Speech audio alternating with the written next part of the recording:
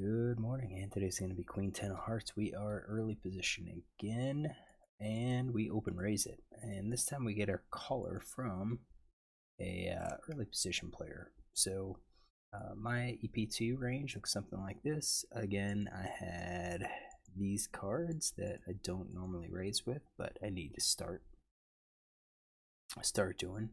Ace 9 is in EP1, EP3 kind of adds all of those nines.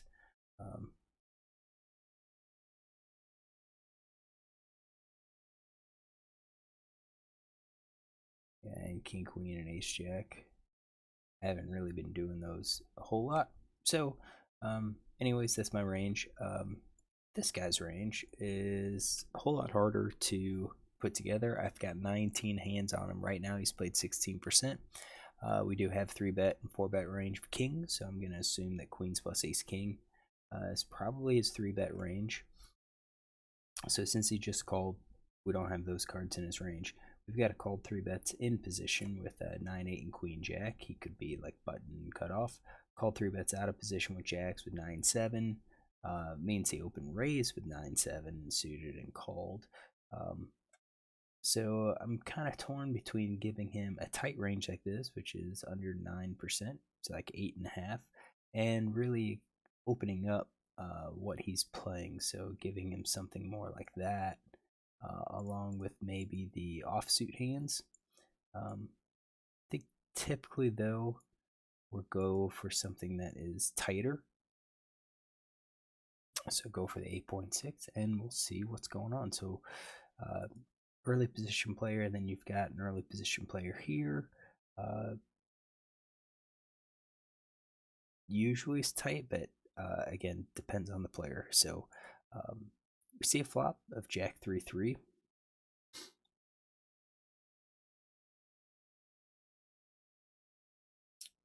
And it's on us. We've got overcards.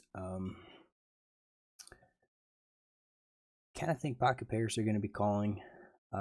Probably get like the ace queen, king queen to fold. Jacks are going to hit. I feel like I'm not going to have massive amounts of fold equity against this range. Like I feel like it's going to be these pocket pair pluses. So you're at, almost 60% call. So it's still a little over 40% fold. We could probably bet a size that, shows some instant profit if he's folding that amount. For us, though, we're not really showing a lot of draws. And generally, when that's the case, we're going to be checking more. Because we're not going to be able to balance all of our top pair plus hands. So like right here, top pair plus 25%. We need another 50% just to balance, and it's going to be hard to do. I mean, we could throw in some overcards here. It's 27%. We could throw in all of our 2-card backdoor flush draws, and we would have to get rid of like the jacks, so that they don't get counted. So that brings us up to 45, which is close. And then we would have to throw in like your ace high hands, maybe, which we've already included. That gets us to 48, which is, again, pretty close. And then your pocket pairs get you the rest of the way. So you can see it's almost like 100%. Because I don't think he would just check some of these pocket pairs and like execute it as a check call. I think there's worse hands out there. Now, that being said, yesterday I did run GTO and I was wrong. I mean, GTO is recommending we're c-betting, almost all the time on the flop. And I'm wondering if that's going to be the case here, where we're going to go ahead and c-bet most of the time in this spot, and then we're going to check if we don't improve. And maybe that's going to be our play. We'll run GTO at the end. So if that's going to be our play, then we'll go ahead and c-bet everything. Everything that we have, including that, those no mate hands and so forth. So c-bet 100% and go for it. Now, I didn't. I checked because I kind of went towards the whole since we don't have a whole lot of draws, we are going to be checking some.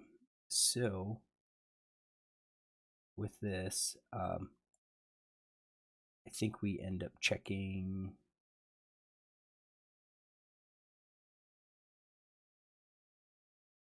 those.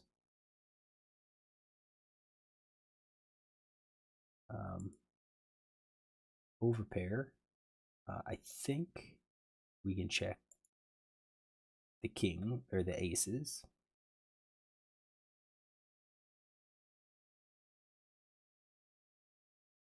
Let's get that. We don't have three of a kind. Full house. Probably checking that because we've just like have all of the cards. We're gonna say 33%. Or actually no, we're gonna 66, like 33. I'm thinking 33% bet. I think we're gonna be doing 66% check here. I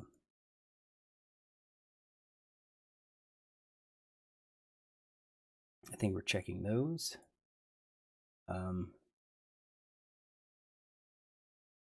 course, all of those. And then what we're going to do is get rid of some of these cards. So GTO was looking like these are the types of hands that we're checking or that we're betting. Getting rid of these. It's like a 2-card backdoor flush draw. Minus the aces. I think the ace fives, like these hands are going to be used mostly as a check.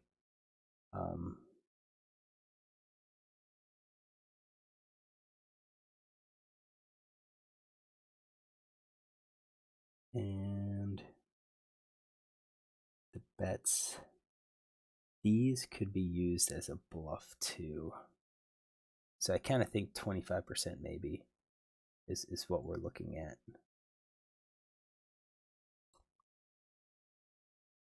All right, so we'll go with that. 25%. Villain checks, and kind of assume that he would be betting.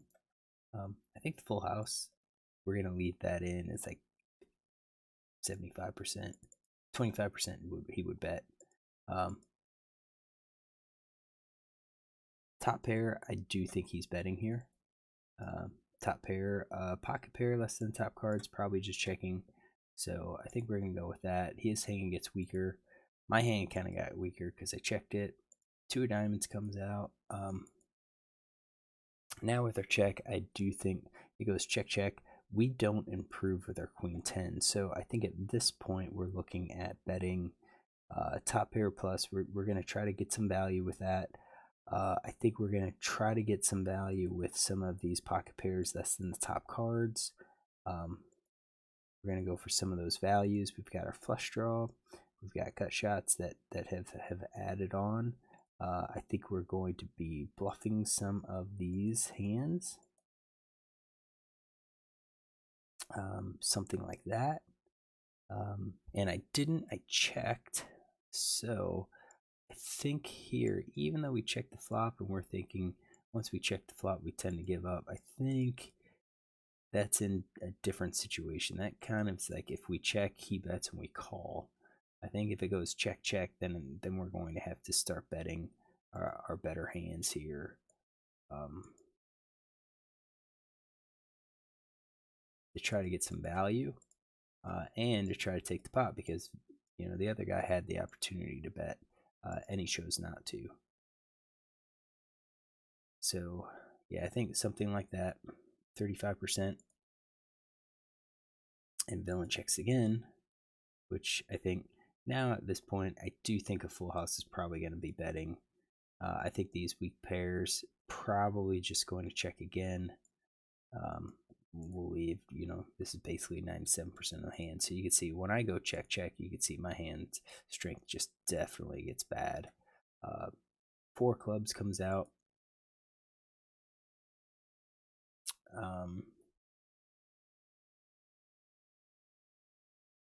And I've checked, so it's going to be hard for me to really rep anything.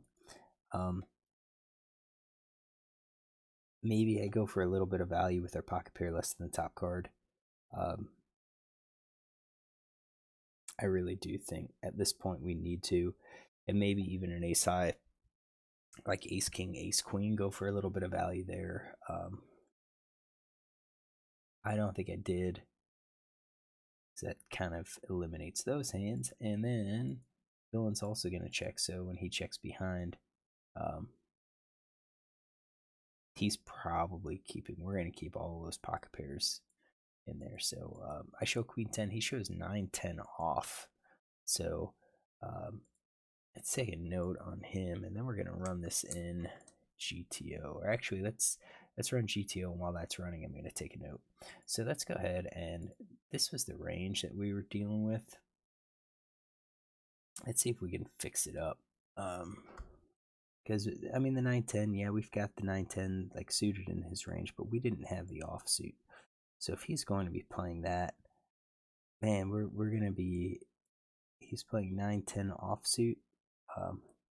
He's probably playing the rest of these pocket pairs, probably playing the suited much more. He's probably playing those gappers. Probably has a lot more of those types of hands, and maybe even suited aces.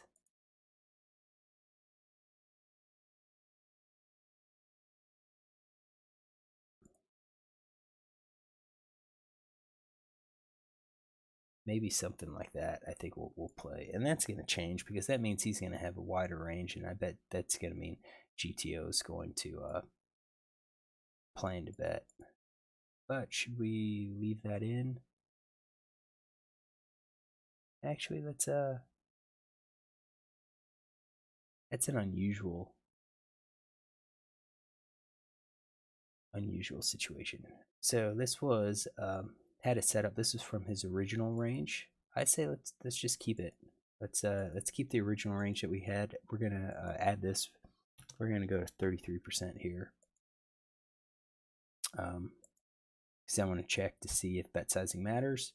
We're gonna accept the changes, confirm, and we are gonna run the solver, and we will be back. All right, so based on that range, it is looking like we are betting about 60%. So we weren't far off when we looked at it and said, you know, based on what we had from the previous time, it looks like we're going to probably be betting most of the time. If you go like top pair plus, it's about 25%. You're gonna be bluffing about 50% more. So it brings us to 70%, 75%. So this is at 60%, or about 60%. So you can see we're mostly betting with our top pair plus. We're throwing in, we're checking with those pocket pairs. We're betting with these ace high hands, including like the ace X off. Now we're not betting all of them. I mean, if we bet all of them, we're going to be getting close to 100%. But you could see that we are mostly betting in this spot, and it's probably because the threes are unlikely to hit the villain, and that means there's only just one card, the jack, that can hit them. So I think we're going to be aggressive. So I think this was a case based on my estimation of this range. This was a mistake. I should be betting, and GTO saying we should be betting larger. So if we bet larger, this is kind of the range villain should be calling. That was a 2 of diamonds. So if he calls, then we're not, you know, we're scaling back our bets. We're only firing that second barrel about 50% of the time. You can see that now our top pair is starting to get checked. Now we're starting to be a little bit cautious because it's like, what is he calling with? He could easily have the jacks. Jack better kicker. He could have a 3. Opens up the draw. I mean, some of this is just balance because we had so many hands that did not connect and did not improve that we're not going to be able to continue betting at that frequency. We would be we would have too many bluffs in our range. Still using gut shots, still using flush draws as our bet, but this time we're kind of scaling back what our overcards are, you know, what we're betting with our overcards. So like ace king, ace queen, especially king queen. It's kind of interesting. So yeah, king queen of diamonds we could bet. The flush draws we're betting. Spades, not so much. So I guess with the spades, we don't block any of those backdoor draws. So that means we could bet them. More likely that he could have them. All right, so we didn't do that. We checked it, and then villain checked behind. And then once we checked it, so we were checking at 41%. Then we're checking it again.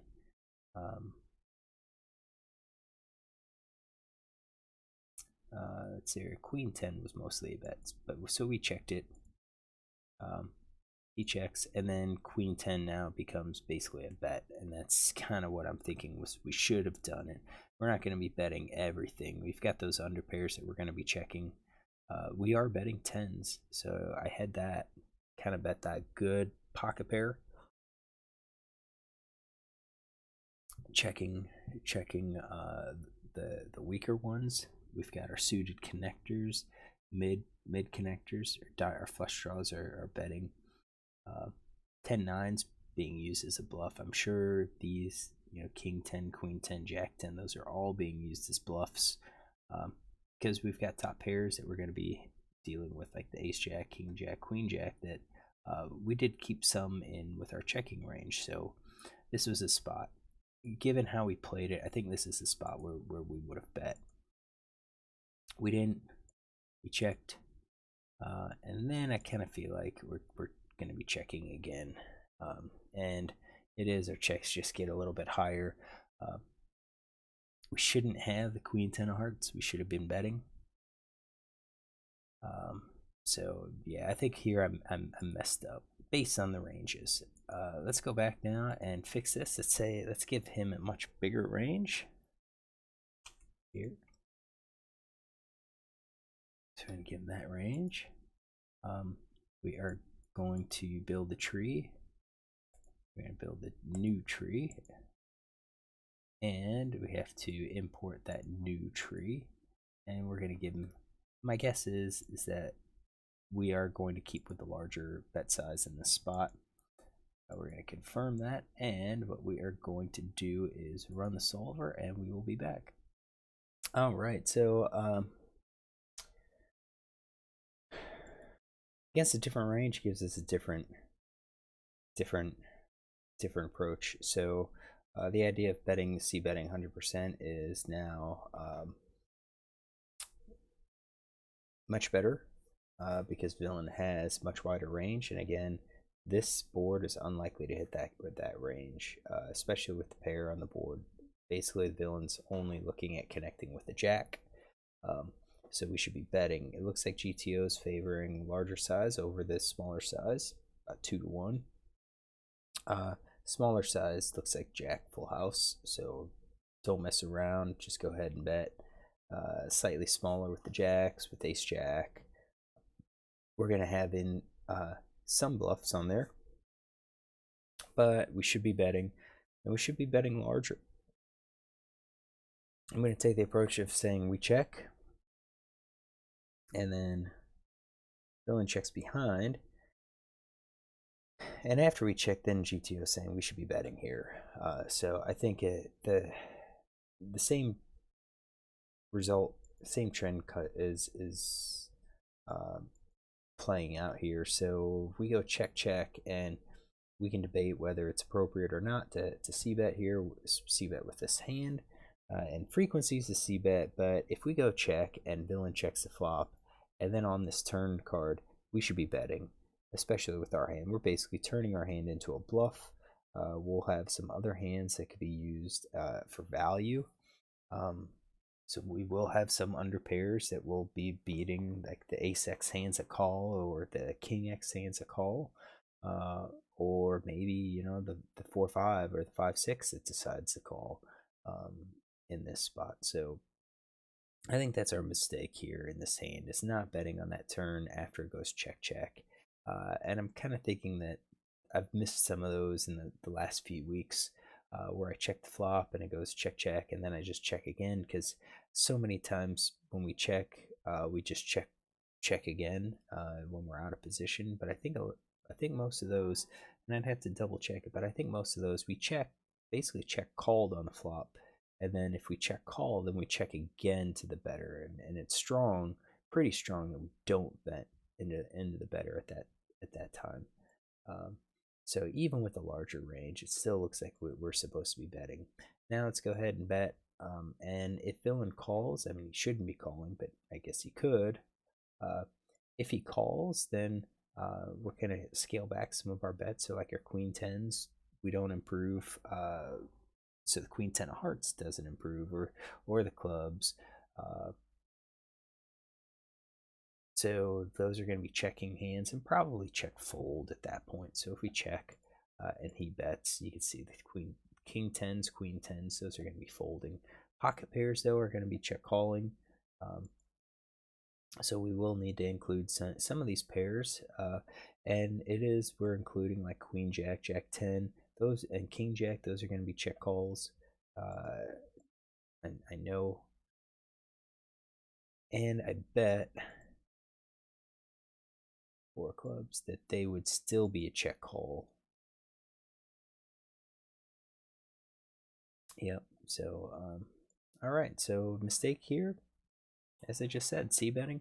Should have c-bet, and even if I didn't, even if that's appropriate, and we're playing GTO, and GTO says we check flop with our hand, no matter how small, once the flop goes check check, we should be betting here, and that's consistent when we have a tighter range for this guy versus a wider range like we did here.